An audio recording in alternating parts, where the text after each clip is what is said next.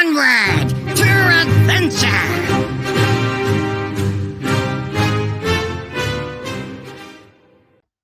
A lot of the time when content creators make set reviews, they kind of exaggerate, they'll play it up for, oh, this card's gonna be super crazy, because they want views. I just want to tell people my insight on if these cards are going to be playable or not in Wild. I think that's fair. I don't care about Standard. I don't care about any of that. I don't care about Duels, Arena. But for Wild, since it's my favorite game mode, I want to give it a fair representation that isn't just dragged down by clickbait. So for Arcanite Ripper, this card's interesting, right? It's a 3-mana, 3/2 weapon that summons 1/1s with, or summons a 1/1 with lifesteal with Undead. And then it upgrades every time you heal or take damage on your own turn, which, if you're playing Blood Death Knight, happens a fair amount of times, right? Blood Boil, each individual tick will heal this. Anytime you hit with a weapon, it's going to do it. And then any other time you heal, it'll go up. So, see, this is 2 swings. As long as you hit minions, it'll come out as a 3/3 with lifesteal, which is pretty decent. I think this card might make the cut in Blood Death Knight. If it doesn't, it never gets played anywhere else. Like I'm saying, it might make the cut, so I'm going to give it 3 stars. Then we have Harmonic Metal. Again, on the flip side, though, this card is not playable in Blood Death Knight. It gives 4 random minions to your hand, +2/+2, or with Dissonant Metal, because the Harmonic card, it will swap to give 2 minions to your hand, +4/+4. You're not running that many minions in Blood Death Knight. Definitely not enough where you care about this card. It could be interesting in maybe like Rainbow Death Knight, since it's a 1 red, which seems to be what they're pushing this expansion, but other than that, this card seems pretty unplayable. I'm going to give it a 1 star. Screaming Banshee is similar to Arcanite Ripper, where it will summon a big minion. It'll summon a big minion based on how much healing you have. The issue is, you can't get over the 5-mana hump, right? It's just a 5-mana 3/5. Sure, it'll be useful after, if it lives, but you don't care about that. You want to be playing Blood Boil on 5. You want to be playing Removal on 5, because that's most of the time when your opponent can win the game. Turn 5 is a lot of the times when you die as control decks. So, because of that, I'm also going to give this card, 1 star. Doesn't seem like it's going to be played in Blood Death Knight. Climactic Necrotic Explosion. By far my favorite card they've revealed so far. However, you see this right here? This thing right here? 10 mana. And you can't play it in Blood Death Knight. You can't play it in Unholy Even Death Knight. You can't play it in Frost Death Knight. It only goes in Rainbow Death Knight, which, as far as it goes, isn't very good. It might be okay eventually, and then this card might be playable, but as it is right now, this card seems pretty unplayable, 1 star. Peaceful Piper. It's the only Druid card we've seen so far. It's pretty interesting. There aren't any slow Druid decks that ever want this card, because there aren't any good, beasts that you want to be drawing. However, this could be okay in Beast Druid, because Beast Druid doesn't actually play that many beasts. It just summons a bunch of beasts, and then you get 1 mana, 1/1, draw a 0 mana 4/5 with taunt, which is pretty decent. Beast Druid isn't very good right now, but if it is, this card definitely goes in it, and therefore I'm going to give it a 2 star for that reason. Paladin. Starlight Groove. This card's bad. Straight up, this card will not see play in Wild. Let me explain why this card is bad. Have you played against an aggro deck that runs a single pirate in it? You have? That means they have patches in it. What does patches do? 1 damage. What needs to pop Divine Shields? 1 damage. This card, if you play it on turn 3, is 3 mana, do nothing. Sure, you'll heal 1 health, but healing 1 health every turn for 3 mana isn't good. This card doubtfully will ever see play in Wild. It might be decent eventually if the meta slows down and it's more about mid-range or damage from the hand OTK decks. It might be okay eventually, but as it stands right now, this card is not getting played and it's a 1. This card's fun. I really like Fan Club. It has a lot of different uses. It can be used to draw cards in a non-Shadow Reno Priest. It can be run in Shadow Reno Priest just to heal you.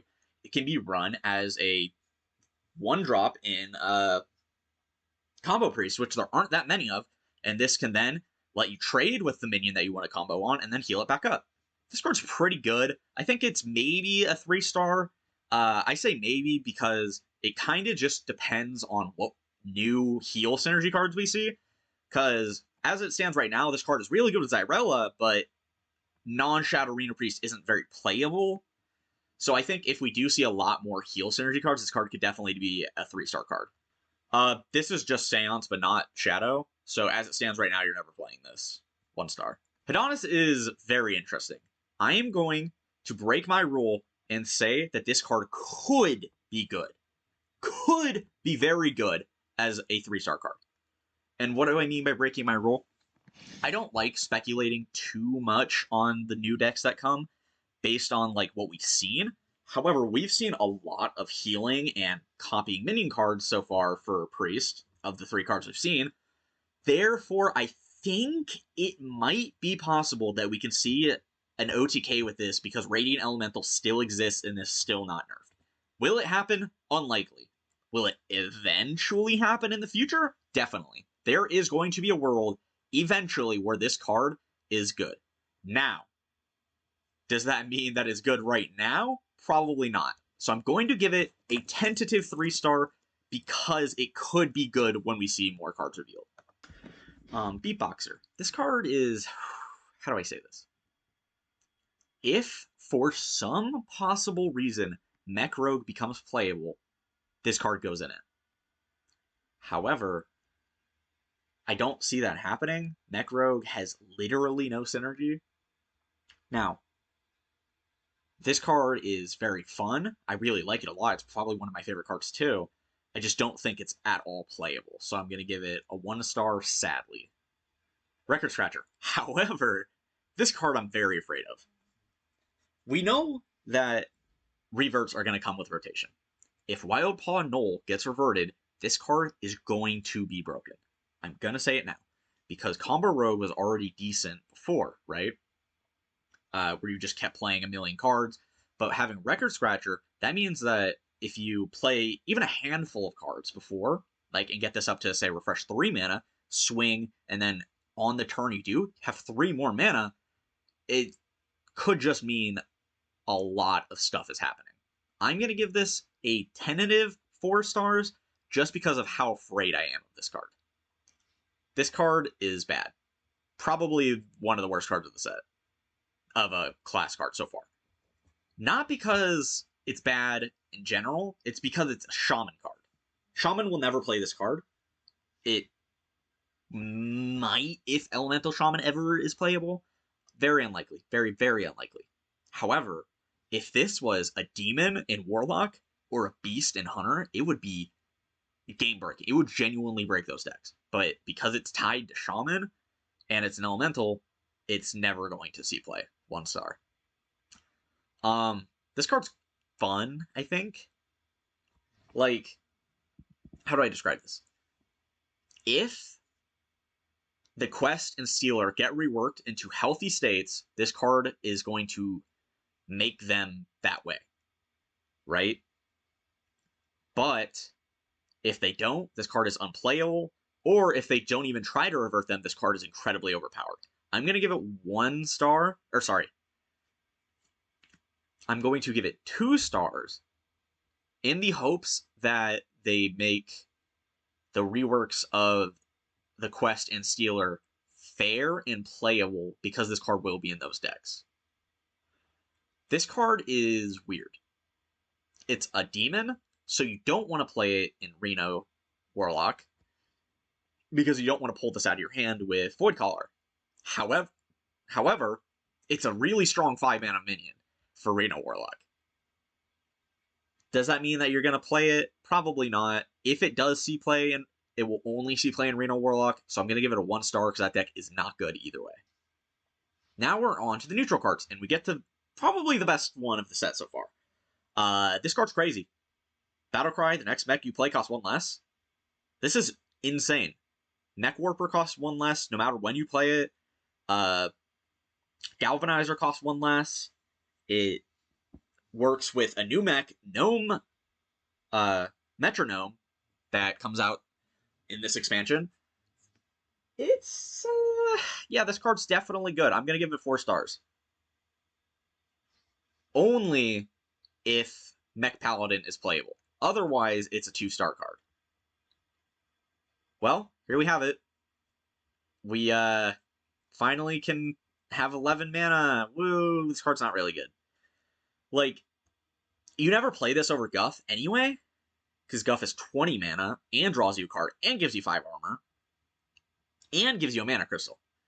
This card might be okay in even Warlock when Null gets reverted, because then Null can cost 0. 0 mana 5/4 rush is pretty good. Otherwise, this card's not very good. I'm going to give it 1 star. Hipster. This card's bad. It might be okay at best in Reno Priest. And I'm saying okay at best. I don't think this card ever sees play anywhere, so I'm going to give it 1 star. This card's bad. Straight up. This is one of the worst cards of the set. None of this matters. None of the text matters. It's a 2 mana, 0/3 totem that does not synergize with other totems. And it's a neutral card. So, it's never getting played in any class except for Shaman, and even Shaman never runs this. 1 star. I would give it 0 if it was possible. This card's hilarious with hand buffs. I don't think it's very good. Maybe 2 star at most. I really like it though. You know, I love this effect. But at most it's a 2 star card if hand buff Paladin decides to run it. Nah. And finally, we have Metronome. Oh, this card will single-handedly make mech decks playable. Will they be viable? That's a different question, but this card goes in every single mech deck from now until they print a better card than this. It's... You play it on 4, you draw 1 card with a 1 cost, it's already drawn you a card. Then it tempos into a 2 and a 3. That's really good. It's going to draw a lot of cards. This card can get very out of hand for mech decks, because a lot of mech decks kind of struggle with draw. Kinda. The biggest thing that I think is this deck might be able to be a neutral Spirit of the Frog. Not likely, because it has to upgrade every time, unlike Frog, and it doesn't have stealth, so you can't play it the turn earlier. It's not going to be as good as Frog, but it could enable some crazy decks.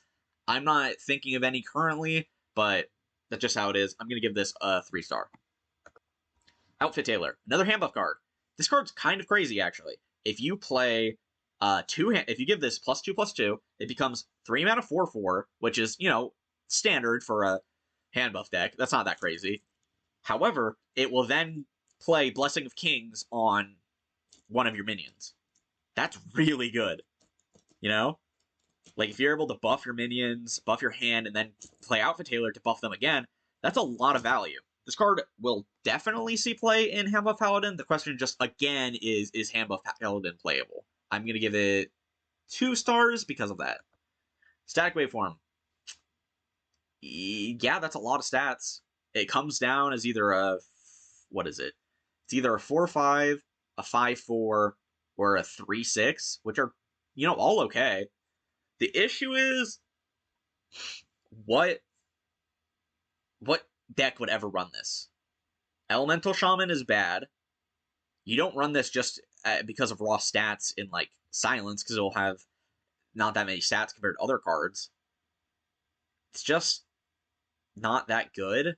I'm going to give it a 1 star. Yeah, it's a lot of stats, but it just doesn't seem worth it.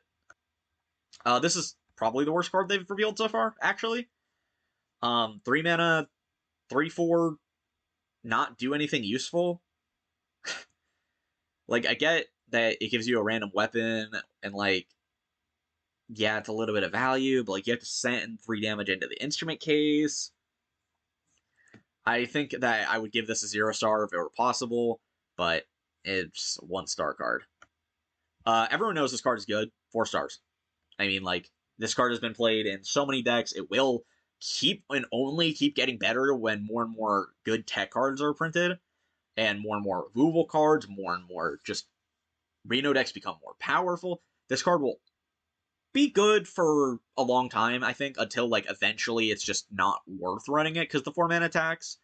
Other than that, this card's just great. 4 stars. Yeah, this card's also very bad. It's a Naga, it's the...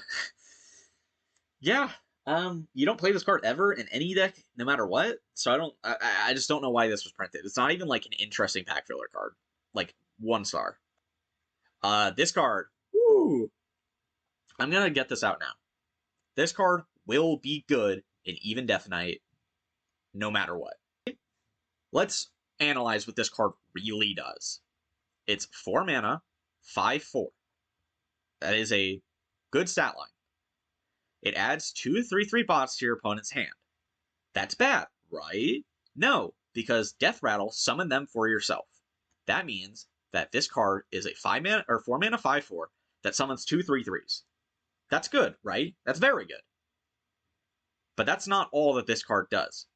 It mills your opponent's hand, because this card, in theory, protects your board super well.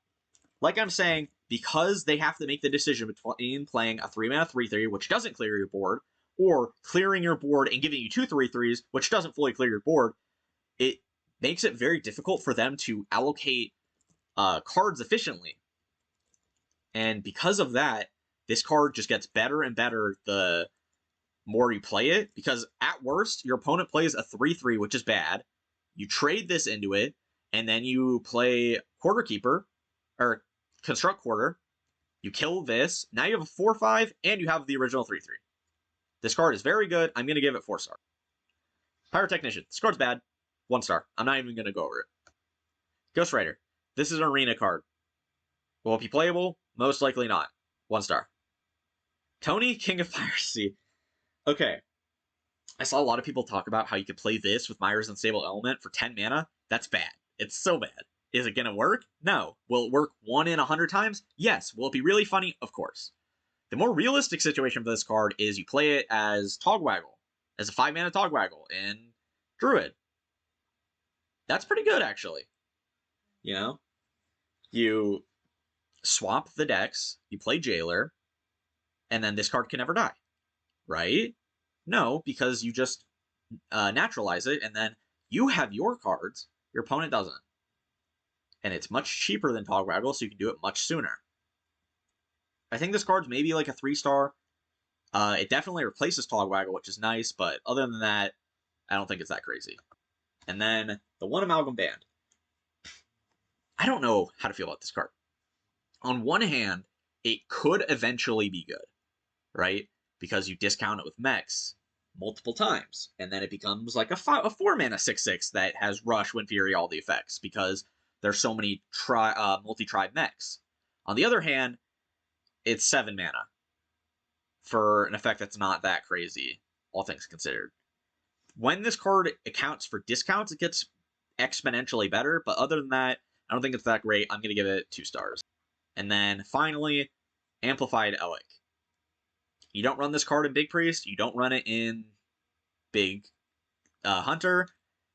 Maybe you run this in Big Shaman? Like, maybe at best. Other than that, 1 star.